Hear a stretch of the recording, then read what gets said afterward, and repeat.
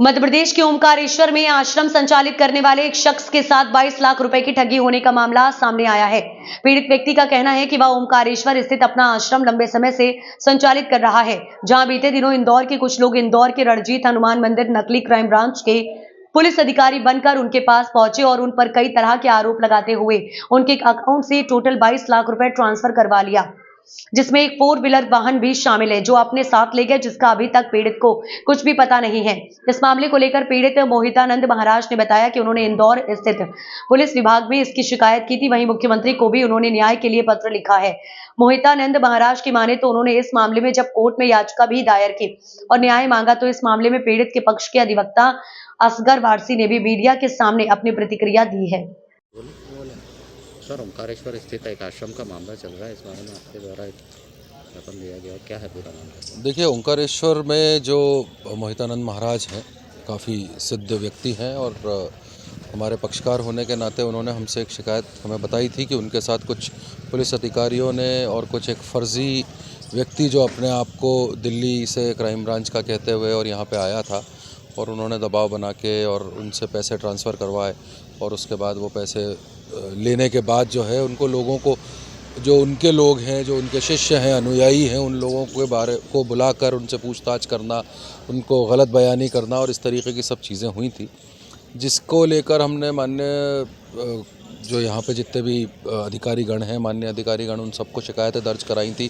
इसके साथ साथ हमने माननीय मुख्यमंत्री महोदय, राज्यपाल महोदय, प्रधानमंत्री महोदय, सबको हमने एक एक शिकायती आवेदन दिया था कि इस तरीके की घटना जो हमारे साथ हुई है, ये घटना अपने आप में एक तो निंदनीय है, क्योंकि एक सिद्ध पुरुष जो कि धार्मिक कार्यों में लिप्त हैं, जिनका कोई दुनियादारी से लेना देना नहीं है, उनके साथ आप इस तरीके की घटना कारित कर रहे हैं, तो उसका संज्ञान लेने और साथ साथ एक सिद्ध पुरुष के साथ धोखाधड़ी, क्योंकि जो हम आम तौर पे आजकल देखते आ रहे हैं कि लोगों के साथ इस तरीके की धोखाधड़ियाँ हो रही हैं, पर कभी भी सोच विचार से बाहर होती है ये चीज़ कि किसी सिद्ध पुरुष के साथ इस तरीके की कोई घटना हुई हो।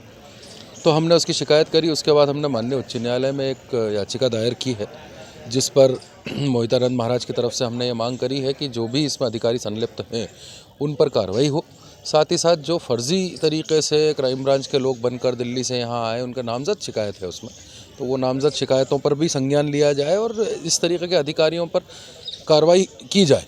कौन कौन अधिकारी शामिल हैं इसमें? एडिशनल कमिश्नर लेवल के लोग हैं जो कि शामिल हैं। बाकी क्योंकि माननीय न्यायालय में मामला अभी गंभीर है और उसका एडजुडिकेशन चल रहा है, इसलिए उसका ज़्यादा नाम लेना और ज़्यादा चीज़ें बोलना अभी सही नहीं होगा। लेकिन हाँ, वक्त के साथ हम आपको और भी जानकारियाँ इसमें देंगे, जो माननीय न्यायालय आदेश करेंगे हम उसकी जानकारी आपको देते जाएंगे। आपका परिचय? मैं एडवोकेट असगर वारसी, इंदौर से। हाँ, आपके साथ किस तरह का फ्रॉड हुआ है, कौन लोग थे करने वाले? ये खजराना से कुछ पुलिस अधिकारियों आए थे और कोई नकली क्राइम ब्रांच संदीप मलोठिया नाम का व्यक्ति है, वो हरियाणा का है।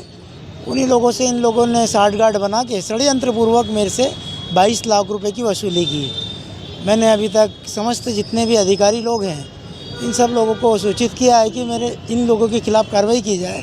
अभी तक कोई कार्रवाई नहीं हुई है। बस अब लास्ट में मैं मुख्यमंत्री कार्यालय जाके उन्हीं का दरवाज़ा खटखटाऊंगा, अदरवाइज़ मैं अनशन पर बैठ जाऊंगा साहब। नहीं, काय के पैसे लिए थे आपसे? आप क्या करते हैं, काम क्या है? सब मेरा काम क्या, आश्रम है मेरा, आश्रम पर दान दक्षिणा वगैरह सब आती रहती है।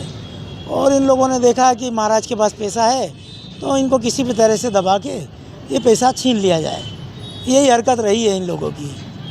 बस मेरा सरकार से यही आग्रह है कि किसी भी तरह से मेरा पैसा मुझे वापस दिला दिया जाए और मैं इस केस को बंद कर दूं। अदरवाइज़ मैं उच्च न्यायालय को क्या बोल के लिए आपसे पैसे इन्होंने? इन लोगों ने बस यही बोल के लिया है कि आप ये जो अमाउंट है आपके पास, ये अमाउंट सीधे सीधे हमारे अकाउंट में डाल दो, अदरवाइज़ नाना प्रकार की धारा लगा के तुम्हारी जो मान सम्मान बना हुआ है उसको ख़त्म करने का हम कार्य करेंगे।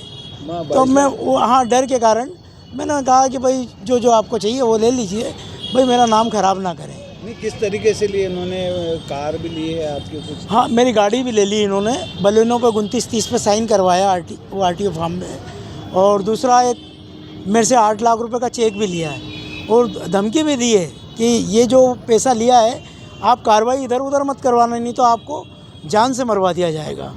तो साहब, सबसे बड़ी बात है कि धमकी दी भाई बड़े अधिकारी लोगों ने, तो मैं शांत होकर बैठ गया।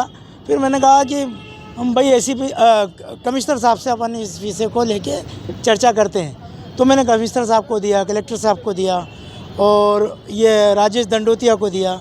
सब लोगों ने अभी तक कार्रवाई ले ली है मेरी, बाकी किया नहीं आगे जो कार्रवाई करना चाहिए वो नहीं की इन्होंने। आपने कोर्ट में भी पिटीशन लगाई है? हाँ, अभी कोर्ट में मैंने इसकी पिटीशन WP लगाया है।